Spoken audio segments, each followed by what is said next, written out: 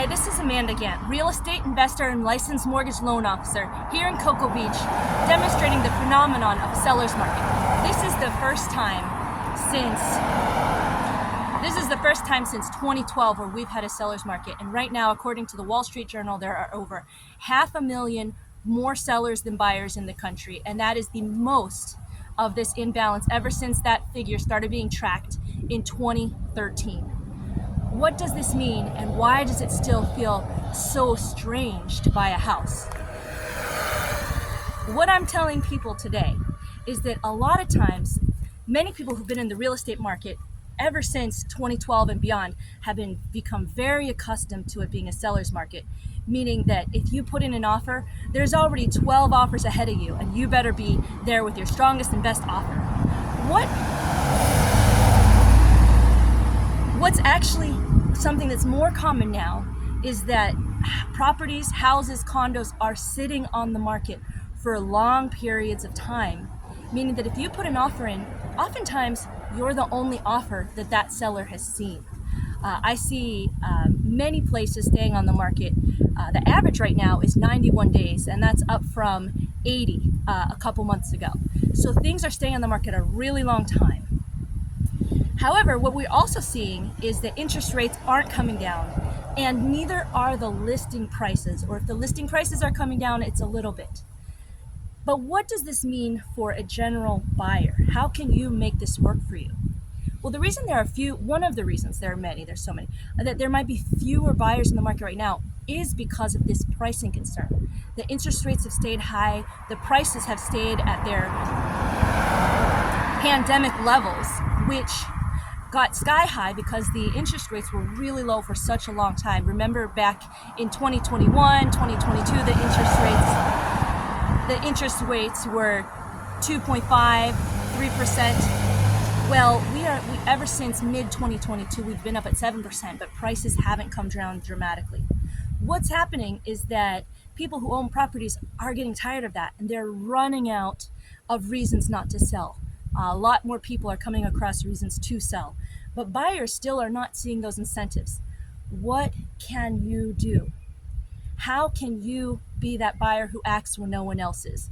Being the only one to make an offer on a property is a very attractive position to be in, and one that many in my generation or a little bit below haven't been in it. Anyone hasn't been in for over 10 years. So what I'm doing is teaching people how to do those calculations, because we can't rely on offer prices or bidding wars getting us what we want anymore. We can't afford to make those bidding wars. There aren't bidding wars anymore, but we can't afford to offer those asking prices. So what needs to happen is buyers need to come up with purchase prices that actually fit their needs and desires and are still somewhat realistic. So with the education that I'm doing is offering buyers a way to understand what those numbers are, so that you can go in there and look at a property that you kind of would want, and you definitely would want if you could get it at a certain price point. So for an example, maybe there's a condo here on the beach that you would love. It's listed for $200,000. You've done the math, you know with your mortgage loan officer what your monthly payments would be. If you could get it for $140,000, it would be fantastic. You might be able to go to $150,000.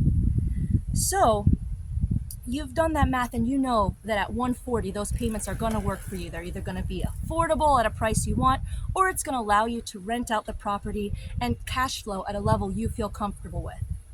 So why not make the offer at that price? What I say to people is, this is a business deal. Some sellers might feel offended or might say, I would never sell at under my asking price, my listing price. But some sellers might have seen that time has gone on, that their property's been waiting on the market for 3, 6, 9, even 12 months. And they might say no. They might come back to you a month from now and say, wait, can we actually talk a little bit about the price? Here's what I say.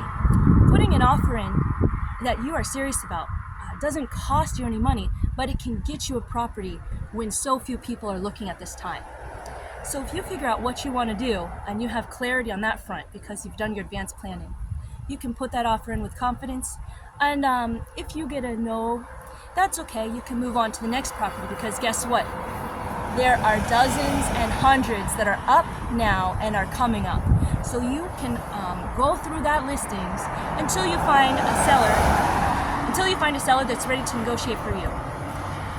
So these are my tips, and basically, if you're interested in doing one of the best things you can do in investment, which is making a move when no one else is, making an investment when everyone else is sitting on the sideline, but doing it in a smart way.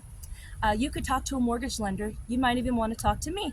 We also have real estate discussion groups that we're holding where we can talk about all of these topics and more. Get to do those numbers together and get to ask and answer all those questions in a comfortable group setting. So look forward to seeing you there, either calling me or checking out one of our discussion groups and seeing if real estate investment can work for you.